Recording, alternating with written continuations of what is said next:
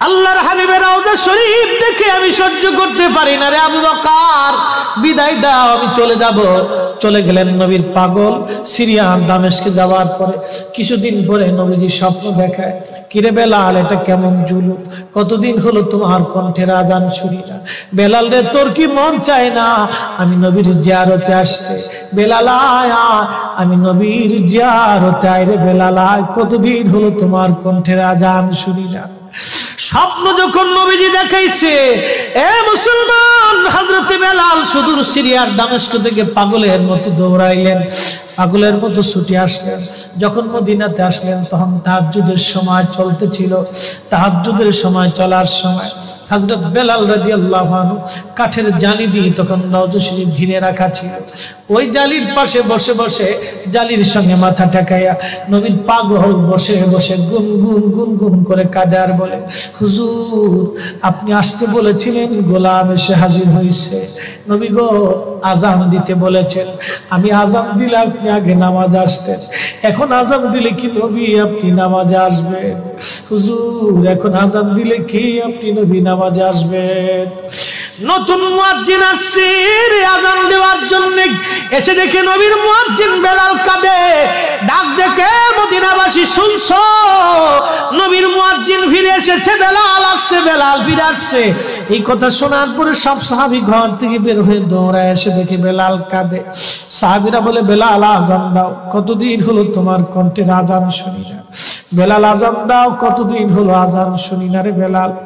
বেলাল বলে, সাহাবীরা রে, আমি আজান দিলে কি নবী নামাজ আসবে বলো?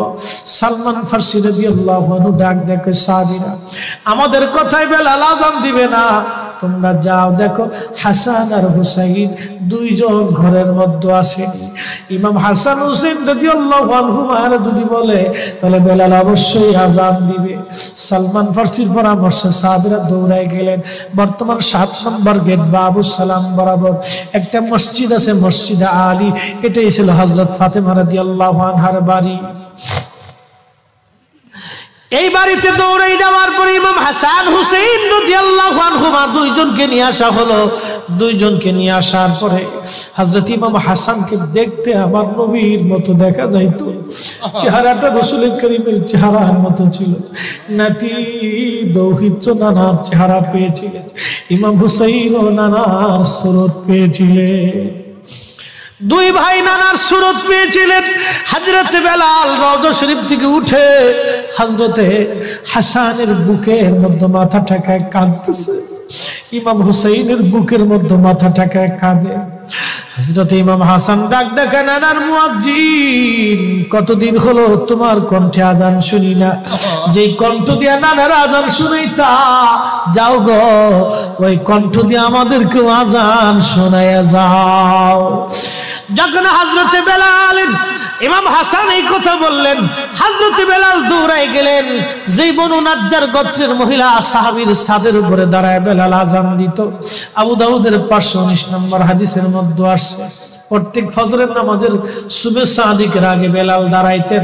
দাঁড়ায় আযানের আগে বলতেন, আল্লাহুম্মা ইন্নী আহমাদুকা ওয়া নাস্তাঈনুকা আলা কুরাইশিন ইউকিমু দীনাক।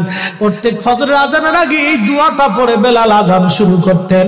হযরত বেলাল রাদিয়াল্লাহু আনহু আজকে তাহাজ্জুদের আযান দিতে গেছে। আযান দিতে যাওয়ার পরে হযরত বেলাল যখন আযান দিলেন, আল্লাহু আকবার, আল্লাহু আকবার, আযানের মধুর ধ্বনি সারা মদিনার রন্দে রন্দে ছড়িয়ে গেল। মদিনার ঘর থেকে সব সাহাবী বের হয়ে দৌড় মারছে। আবার যখন বলেন আল্লাহু আকবার, আল্লাহু আকবার, সব সাহাবী, মহিলা, বৃদ্ধ, বনিতা ঘর থেকে বের হয়ে দৌড় মারছে।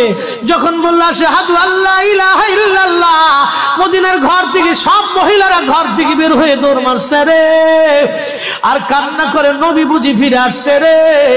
আবার যখন বলেন আশহাদু আল্লা ইলাহা ইল্লাল্লাহ, তখন মদিনার মানুষ কান্না করতেছিল, গুন গুন গুন গুন করে কান্না করে। মদিনার ভিতরে আওয়াজ বের হয়ে গেল, নবী বুঝি আসছে রে, নবী বুঝি ফিরে আসছে রে, নবী বুঝি ফিরে আসছে রে, নবী বুঝি আসছে। হযরত বেলাল যখন বলেন আশহাদু আন্না মুহাম্মাদুর রাসূলুল্লাহ, মদিনার মাটি গুলি থরথর থরথর করে কেঁপে উঠছে রে। মদিনার মানুষের কান্না বেড়ে গেল। হযরত বেলাল অজ্ঞান হয়ে জমিনের মধ্যে পড়ে গেলেন, তিনি বেহুশ। নবীর আশিক বেহুশ হয়ে গেলেন। বেলালের মতো আশিক যদি আমরা হইতাম,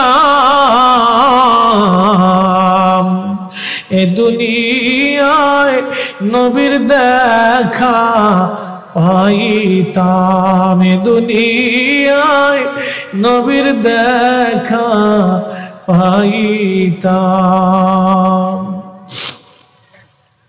যখন হুশ ফিরে আসছে, রওজা শরীফের পাশে বসে বসে বেলাল কাদের বলে, হুজুর আজান দিতে বলেছিলেন, আজান দিয়েছি। হুজুর আমি আজান দিলে আগে নামাজে আসতেন, আজকে আজান দিলাম আপনি হুজুর আসেন নাই। যে আজান দিলে নবী আসবে না, আমি বেলালি আজান আর কোনোদিন দিব না। হযরতে বেলাল